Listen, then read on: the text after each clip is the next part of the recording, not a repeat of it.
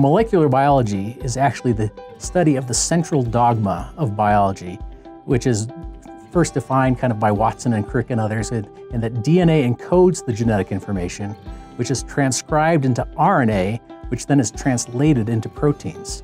And so in the molecular biology major, we study DNA, we study proteins, we study RNA, we study the molecular machines that actually make up life, that make up all the different parts of the cell, and actually the way that genetic information is inherited from one cell to another or one generation to another, and also how a single cell, when it's first fertilized, can actually differentiate and change into all the different cell types that you have: hair cells, skin cells, brain cells. So it's really kind of an amazing major where we're really trying to figure out the fundamentals of life. When you graduate with a molecular biology major, you can continue on research and go on and do a PhD or work as a technician or a researcher in a laboratory doing basic research or biomedical research. It's also a great major for pre-med, so you understand the basics of life and then you learn the higher order structures and functions. It's outstanding for dental school or for any really pre-professional school.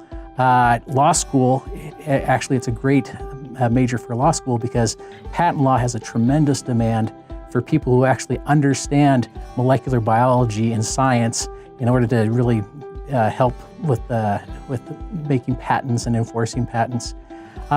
You also can go and work in different companies a little bit more on the microbiology side in order to do quality assurance for products that people ingest or to do basic science and analysis of different things that are produced. Most of our majors actually go on either to medical school, or it's excellent for genetic counseling, which is a huge field that's really coming up. As we know more and more about the human genome, more people will get tests and get results, and they'll need to have someone who's an expert who can describe what these mean and what chances they have for different outcomes for disease or for their children or other things like that. But one of the main things it does is it really helps you learn to think analytically as a scientist and to take data and to analyze things. And so many people actually, especially when they go on, they might do a graduate degree in molecular biology, but ultimately go and become a consultant or an analyst for other companies. So it kind of leaves it wide open for the medical sciences or for even alternative careers that you might want to go into. So as a molecular biology major, you'll develop skills that help you to analyze data. You'll be given sets of data. You can sit down, figure out what it means, analyze whether experiments were performed correctly, whether the conclusions they draw are accurate. You'll be able to sit down with primary literature and even things from newspapers and other media sources and really sit down and say, okay, are they representing this correctly? Is this what it actually means, or have they gone off on the deep end? And you'll be able to think, logically and critically and understand how the use of language needs to be very precise when you're describing what you're doing. So many people don't think that writing and reading are important in the sciences, but as molecular biologists, that's one of the main things that you'll do. You'll analyze data, you'll analyze information, especially if you go on to do graduate work and become a head of a lab or a professor. That's one thing that you'll do. So analytical thinking skills are huge, being able to take large sets of data and analyze them.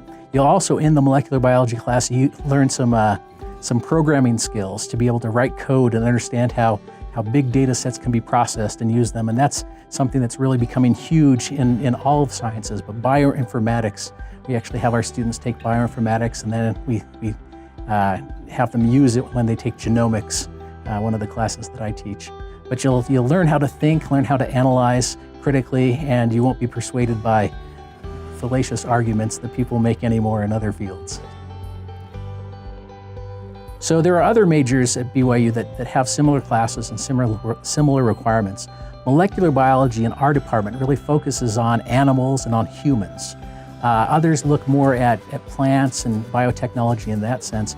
But if you want to study human genetics, human gene engineering, and animal genetic engineering, and even informatics for medicine or for human applications, then molecular biology is the ideal major. It's much more centered on medical applications and discoveries than some of the other majors that are out there. The reason people should select molecular biology is it's just the most fun major that there is. You know, I often tell people, and I actually coined this phrase, if you Google it, you'll find it under my name. It's not rocket science, but it is genetic engineering. And so we really get to go and splice genes together to synthesize DNA, to really test ideas. Can we make this turned on, make this turned off? Can we improve conditions? It's just amazing. It sounds really complicated, and people will say, oh, you're a molecular major. And you can either play that up and say, well, yes, of course. Or you can say, yeah, no, when it breaks right down to it, you learn the steps of actually how to make genes and how to put them together and how to express them and how to make things happen in cells different ways. In fact, I like to tell people that it's going to give you a benefit in the millennium and in the hereafter because you'll already know how to create life. And we don't completely teach you how to create life, but basically you're well on the way of figuring these things out and knowing how to control organisms and how to design organisms at a molecular level. So that's why I think it's one of the coolest majors around.